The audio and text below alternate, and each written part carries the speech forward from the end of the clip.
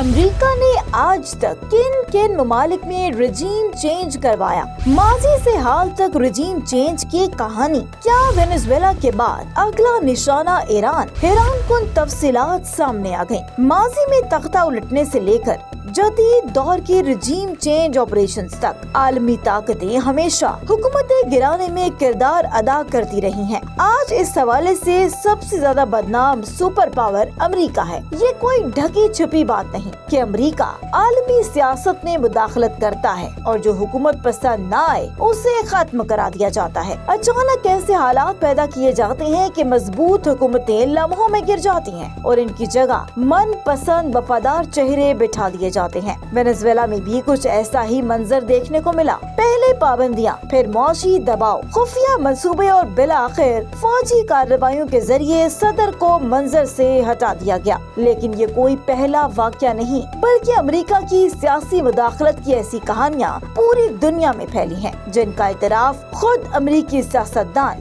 فخر سے کرتے ہیں۔ امریکی کانگریس کے ڈیموکریٹک رکن برنی سینڈرز کھلے الفاظ میں تسلیم کر چکے ہیں کہ امریکہ دنیا بھر میں حکومتیں گرانے میں ملوث رہا ہے۔ پاکستان کے سابق فوجی سربراہ جنرل ریٹائرڈ اسلم بیگ بھی امریکی کردار پر سوالات اٹھا چکے ہیں اور انہوں نے جنرل ضیاء الحق کے قتل میں بھی امریکی خفیہ ایجنسی CIA کو ذمہ دار قرار دیا تھا، جبکہ جنرل ضیاء الحق کے صاحبزادے اعجاز الحق بھی اپنے والد کی موت میں امریکہ پر شبہ ظاہر کرتے ہیں۔ سابق وزیر اعظم ذوالفقار علی بھٹو کے عدالتی قتل کے بارے میں بھی کہا جاتا رہا کہ یہ سب امریکہ کی ناراضی کا نتیجہ تھا، کیونکہ جب بھٹو نے ایٹمی پروگرام کی بنیاد رکھی تو امریکی وزیر خارجہ ہینری کسنجر نے انہیں سنگین نتائج کی دھمکیاں دی۔ امریکہ نے کئی ممالک میں صرف اپنی تجارتی کمپنیوں کے مفادات کے تحفظ کے لیے CIA کو استعمال کیا، جس کے نتیجے میں ایران میں منتخب وزیر اعظم محمد مصدق کا تختہ الٹ گیا، کیونکہ انہوں نے برطانوی کمپنیوں کو حکومتی تحویل میں لے لیا تھا۔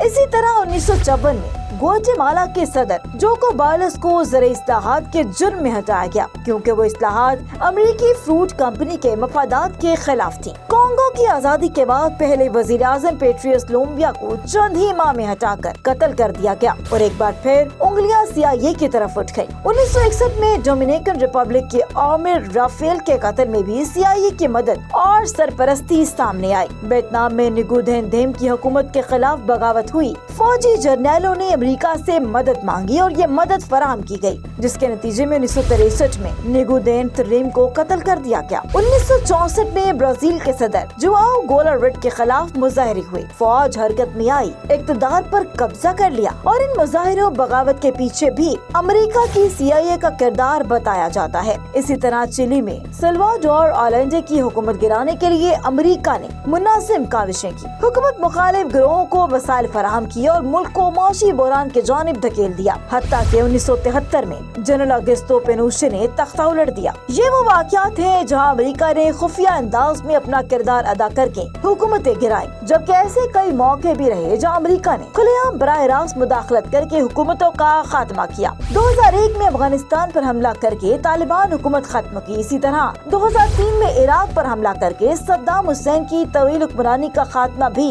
امریکہ نے ہی کیا۔ لیبیا میں معمر قذافی کے خلاف بغاوت کو بھی امریکی حمایت حاصل تھی اور 2011 میں قذافی کو قتل کر دیا گیا۔